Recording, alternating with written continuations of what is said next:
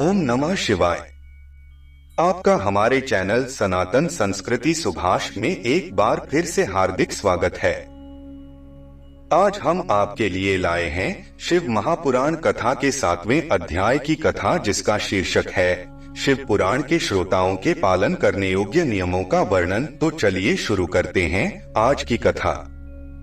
शौनक जी बोले, हे शिव भक्तों में श्रेष्ठ महाबुद्धिमान सूत जी, आप धन्य हैं जो कि आपने यह अद्भुत एवं कल्याणकारिणी कथा हमें सुनाई।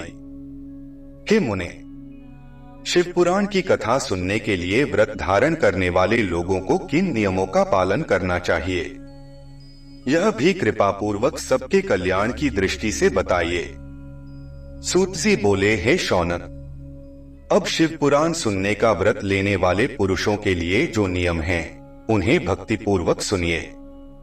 नियम पूर्वक इस श्रेष्ठ कथा को सुनने से बिना किसी विघ्न बाधा उत्तम फल की प्राप्ति होती है। दीक्षा से रहित लोगों का कथा श्रवण में अधिकार नहीं है। अतः मुने, कथा सुनने की इच्छा वाले सब लोगों को पहले वक्ता से दीक्षा ग्रहण करनी चाहिए। कथावृत्ति को ब्रह्मचर्य से रहना, भूमि पर सोना, पत्तल में खाना और प्रतिदिन कथा समाप्त होने पर ही अन्न ग्रहण करना चाहिए। जिसमें शक्ति हो वह पुराण की समाप्ति तक उपवास करके शुद्धता पूर्वक भक्तिभाव से उत्तम शिव पुराण को सुने। घृत अथवा दुग्ध पीकर सुखपूर्वक कथा श्रवण करे अथवा फलाहार करके अथवा एक ही समय भोजन करके इसे सुनना चाहिए। इस कथा का व्रत लेने वाले पुरुष को प्रतिदिन एक ही बार हविष्यान्न भोजन करना चाहिए। जिस प्रकार से कथा श्रवण का नियम सुखपूर्वक पालित हो सके वैसे ही करना चाहिए।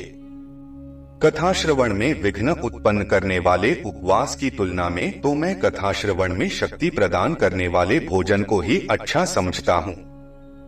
गरिष्ठ अन्न, दाल, जला अन्न, सेम, मसूर, भाव दूषित तथा बासी अन्न को खाकर कथावृत्ति पुरुष कभी कथा को न सुने। कथावृत्ति को बैंगन, तरबूज, चिचिंडा, मूली, कोहड़ा, प्याज, नारियल का मूल तथा अन्य कंद मूल का त्याग करना चाहिए।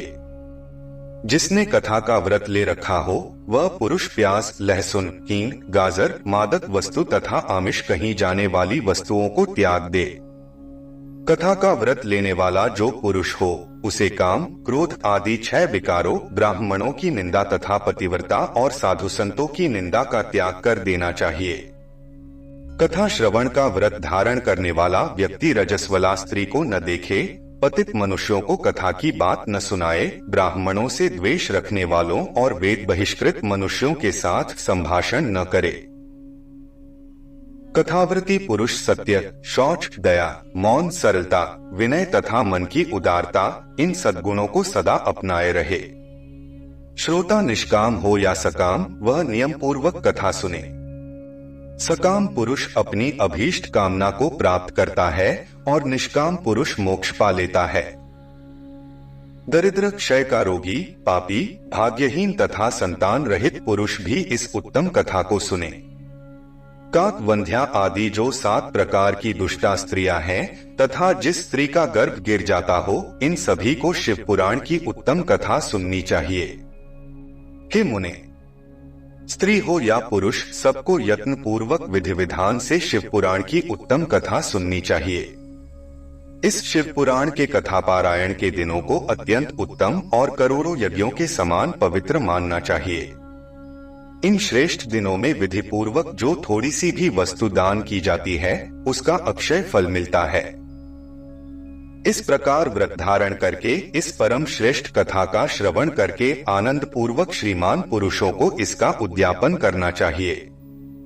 इसके उद्यापन की विधि शिव चतुर्दशी के उद्यापन के समान है। अथ यहाँ बताए गए फल की आकांक्षा वाले धनाढ्य लोगों को उसी प्रकार से उद्यापन करना चाहिए। अल्पवित्त वाले भक्तों के लिए प्रायः उद्यापन की आवश्यकता नहीं है, वे तो कथा श्रवण मात्र से पवित्र हो जाते हैं। शिवजी के निष्काम भक्त तो शिवस्वरूप ही होते हैं।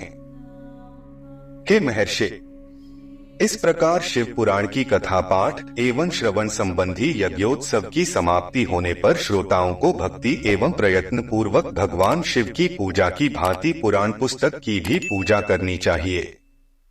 तदंतर विधि पूर्वक वक्ता का भी पूजन करना चाहिए। पुस्तक को आच्छादित करने के लिए नवीन एवं सुंदर बस्ता बनाए और उसे बांधने के लिए दृढ़ एवं दिव्य सूत्र लगाए, फिर उसका विधिवत पूजन करे। पुराण के लिए जो लोग नया वस्त्र और सूत्र हैं, वे जन्म जन्मांतर में भोग और ज्ञान से संपन्न होते हैं। कथावाचक को अनेक प्रकार के बहुमूल्य पदार्थ देने और सुंदर देते चाहिए और उत्तम वस्त्र, आभूषण, पात्र आदि विशेष रूप से देने चाहिए। पुराण के आसरूप में जो लोग कंबल, मृगचर्म, वस्त्र, चौकी, तख्ता आदि प्रदान करते हैं, वे स्वर्ग प्राप्त करके यथेच्छ सुखों का उपभोग कर पुनः कल्प पर्यंत ब्रह्मलोक में रहकर अंत में शिवलोक प्राप्त करते हैं।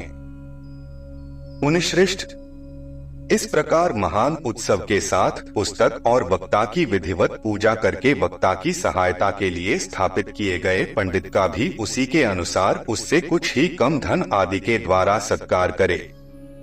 वहां आए हुए ब्राह्मणों को अन्नधन आदि का दान करे। साथ ही गीत, वाद्य और नृत्य आदि के द्वारा महान उत्सव करे। हे मुने, यदि श्रोता विरक्त हो तो उसके लिए कथा समाप्ति के दिन विशेष रूप से उस गीता का पाठ करना चाहिए, जिसे श्री रामचंद्र जी के प्रति भगवान शिव ने कहा था। यदि श्रोता गृहस्थ हो तो उस बुद्धिमान को उस श्रवण कर्म की शांति के लिए शुद्ध हविष्य के द्वारा होम करना चाहिए। हे मुने, रुद्र संहिता के प्रत्येक श्लोक द्वारा होम करे अथवा गायत्री मंत्र से होम करना चाहिए, क्योंकि वास्तव में यह पुराण गायत्रीमय ही है। अथवा शिव पंचाक्षर मूल मंत्र से हवन करना उचित है। होम करने की शक्ति न हो तो विद्वान पुरुष यथाशक्ति हवनीय हविष्य का ब्राह्मण को दान करे। न्यूनातिरिक्त रूप दोषों की शांति के लिए भक्ति पूर्वक शिव सहस्रनाम का पाठ अथवा श्रवण करे। इससे सब कुछ सफल होता है, इसमें संशय नहीं है, क्योंकि तीनों लोकों में उससे बढ़कर कोई वस्तु नहीं है। कथा श्रवण संबंधी व्रत की पूर्णता की सिद्धि के लिए 11 ब्राह्मणों को मधुमिश्रित खीर भोजन कराए और उन्हें दक्षिणा दे। मुने, यदि शक्ति हो तो 3 पल अर्थात 12 तोला सोने का एक सुंदर सिंहासन बनवाए और उस पर उत्तम अक्षरों में लिखी अथवा लिखाई हुई शिव पुराण की पुस्तक विधि पूर्वक स्थापित करे। तत्पश्चात पुरुष आवाहन आदि विविध उपचारों से उसकी पूजा करके दक्षिणा चढ़ाए। तदंतर जितेंद्रिय आचार्य का वस्त्र, आभूषण एवं गंध आदि से पूजन करके उत्तम बुद्धि वाला श्रोता भगवान शिव के संतोष के लिए दक्षिणा सहित वह पुस्तक उन्हें समर्पित कर दे। हे शौनक, इस पुराण के उस दान के प्रभाव से भगवान शिव का अनुग्रह पाकर पुरुष भवबंधन से मुक्त हो जाता है। इस तरह विधि विधान का पालन करने पर श्री संपन्न शिव पुराण संपूर्ण फल को देने वाला तथा भोग और मोक्ष का दाता होता है। हे मुने, मैंने आपको शिव पुराण का यह सारा महात्म्य, जो संपूर्ण अभीष्ट को देने वाला है, बता दिया। अब और क्या सुनना चाहते हैं? श्री संपन्न शिव पुराण समस्त पुराणों का तिलक स्वरूप माना गया है। यह भगवान शिव को अत्यंत प्रिय, रमणीय तथा भवरोग का निवारण करने वाला है। जो सदा भगवान विश्वनाथ का ध्यान करते हैं, जिनकी वाणी शिव के गुणों की स्तुति करती है और इस जीव जगत में उन्हीं का जन्म लेना सफल है, वे निश्चय ही जिनके दोनों कान उनकी कथा सुनते हैं, संसार सागर से पार हो जाते हैं। भिन्न भिन्न प्रकार के समस्त गुण जिनके सच्चिदानंदमय स्वरूप का कभी स्पर्श नहीं करते, जो अपनी महिमा से जगत के बाहर और भीतर वाणी एवं मनोवृत्ति रूप में प्रकाशित होते हैं, उन अनंत आनंद घन रूप परम शिव की मैं शरण लेता हूँ। इस प्रकार श्री स्कंद महापुराण में सनत कुमार संहिता के अंतर्गत श्री शिव पुराण के श्रवण वृत्तियों के विधि निषेध और ग्रंथ तथा वक्ता के पूजन का वर्णन नामक 7वां अध्याय पूर्ण हुआ और साथ ही श्री शिव महापुराण महात्म्य पूर्ण भी यहाँ पर समाप्त हुआ। आज की कथा बस यहीं तक। जल्द ही मिलेंगे कथा के अगले अध्याय के साथ। कृपया हमारा सहयोग दें और इस वीडियो को लाइक और शेयर करें और कथा के अगले भाग को सबसे पहले सुनने और ऐसे ही अन्य कथाओं के श्रवण के लिए हमारे चैनल सनातन संस्कृति सुभाष को अभी सब्सक्राइब करें, साथ ही बेल आइकन पर क्लिक करें। आप हमें इंस्टाग्राम पर भी फॉलो कर सकते हैं। धन्यवाद। मिलते हैं कथा के अगले भाग में। तब तक के लिए हर हर महादेव।